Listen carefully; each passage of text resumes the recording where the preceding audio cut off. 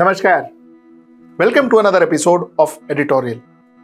I've got two topics for you today, but both the topics are very much linked. My topic number one is CBI, Central Bureau of Investigation, lands up on the doorstep of Rabri Devi at her residence to question her on land for job case. That's my topic number one. My topic number two is police raids Asianet office in Kozhikode in Kerala. Two topics, both linked. Let's get right into the show and find out how. So, like I mentioned, Central Bureau of Investigation landed up on Rabri Devi's doorstep at her residence in Patna to question her on the land for job case. Now, what is land for job case? I will give you a brief.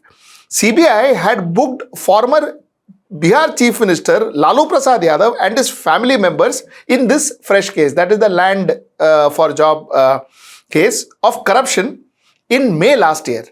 The agency had named as many as 16 people, including Lalu Yadav, his wife Rabri Devi, his daughter Ms. Bharti and Hema Yadav, and the beneficiaries of the entire process as accused in the FIR.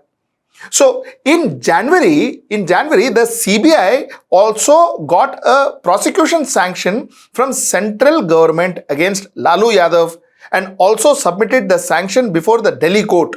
Officials said that they had applied for a sanction last year.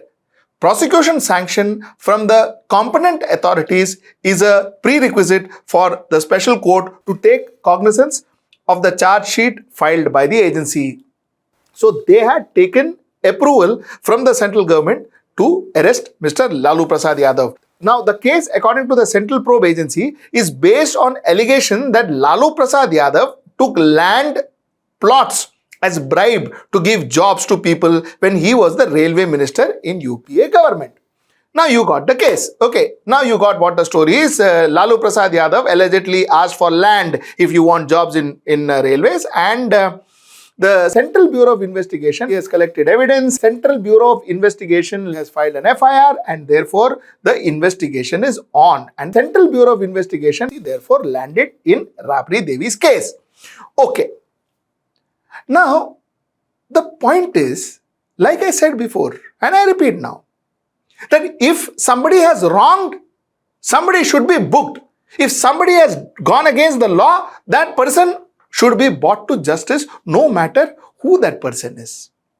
But like I always say, and I repeat today, and I am going to add a few more things now, it is very strange that all the lawbreakers belong to the opposition party. And some of the lawbreakers who belong to the opposition party, when they join the Bharatiya Janata Party, they are cleansed of all the evils that they have done. All of a sudden, everything seems to be going away. Number one. Number two, like I always say, how come there are no illegal transactions, no person who is doing any illegal activity in the Bharatiya Janata Party? Everybody who joins Bharatiya Janata Party is spotlessly clean, squeaky clean as they call it. Is this possible? Is this possible? So the fact is, our central agencies used to just create pressure on the opposition, to just ensure that opposition is defocused from fighting elections, winning seats, to fighting their own battle, ensuring that they don't go behind bars. Now, this is the question number one. The important point that I want to bring to your notice is that I see a pattern here. I see a pattern here wherein you have a brand, you have a political party that rises to become a national party like AAP, or you have a political party that rises because that particular political party aims on Bharatiya Janata Party and Bharatiya Janata Party government.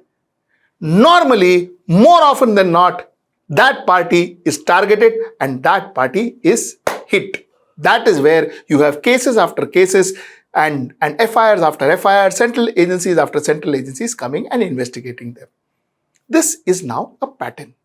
So there are three things that opposition parties cannot do. Point number one, they cannot talk against the central government. If they talk against the central government, talk against the Prime Minister of India, they are going to have agencies coming after them.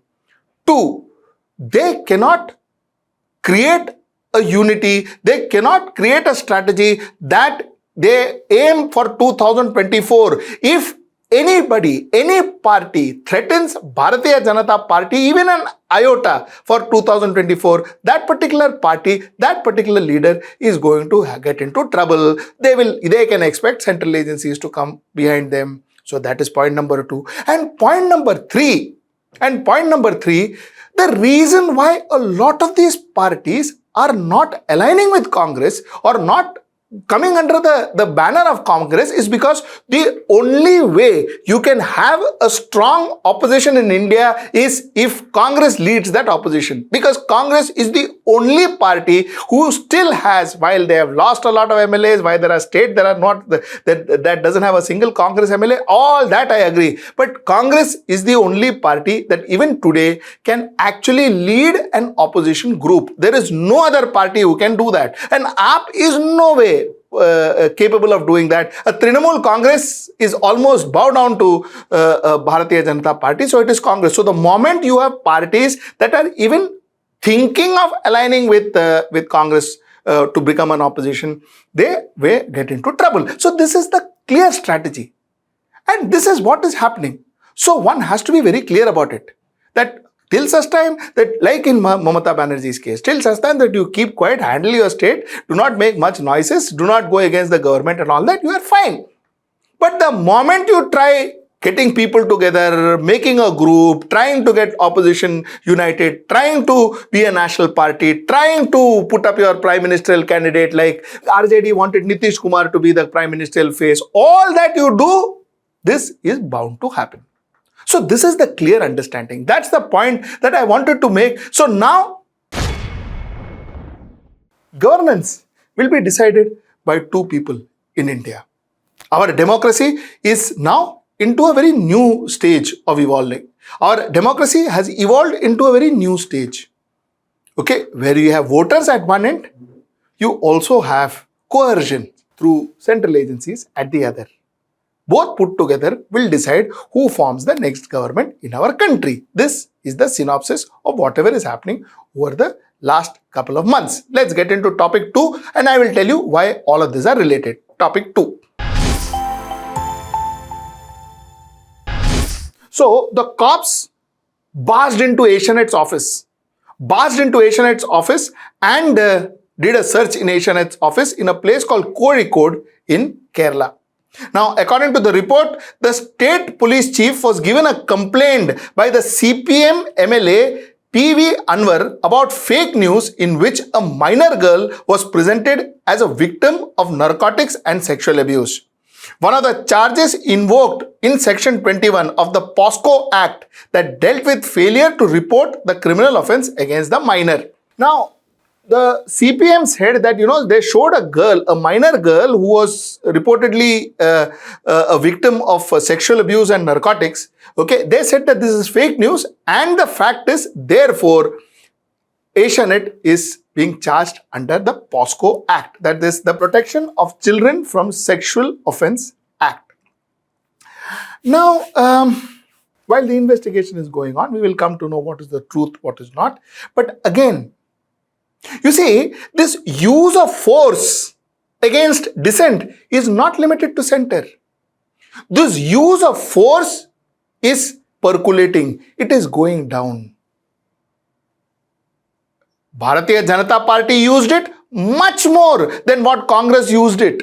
So Congress used, it is not that Congress government or UPA government didn't use the CBI and all that. Congress government used CBI. Now Bharatiya Janata Party is using it tenfolds more.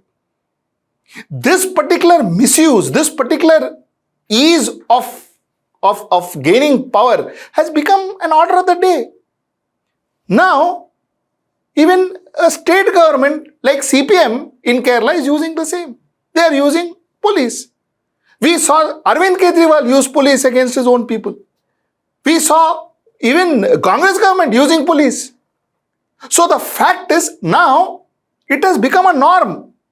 What is going to be worse, and I said all these are related, is because if you are going to use security services, if you are going to use investigative agencies, if you are going to use enforcement agencies like your pawn, what is going to happen to you is the next government, whoever that government is, even next, if the next government is not a BJP government and it is another government, that government will use it 10 times more than what BJP government used. This is spreading. It is no longer a concept that sticks to only Bharatiya Janata Party. It is spreading in this country, and I would urge people who are possibly pro Bharatiya Janata Party in some case or pro CPM in some case to go above party lines and see the fault lines that's happening in our democracy. This is a major fault line. How much ever we develop, how much ever our economic growth happens, how much ever we grow as a country, if our democracy is not there, then that growth is worth nothing. Our country will not be the country that we are. We stayed, we lived, and we grew. That will not be the country. We will be a mutated whole new country altogether. That is what we will be leaving for our children in the future. So this is the point I'm trying to make. The reason I said it is related is because at one level, in the center, we see a lot of central agencies trying to go gun after opposition parties, state governments which are non-BJP governments. And now in the state, we see that the state government are using the police to go after people, to go after dissents, to go after channels, to go after news channels, to go after media, to go after activists who are dissenting from them. So this has become the order of the day. We are breaking our code. We are breaking the essence of our democracy and the essence, the principle which our democracy was based on. And that's what's scary. Till I see you next time. Namaskar.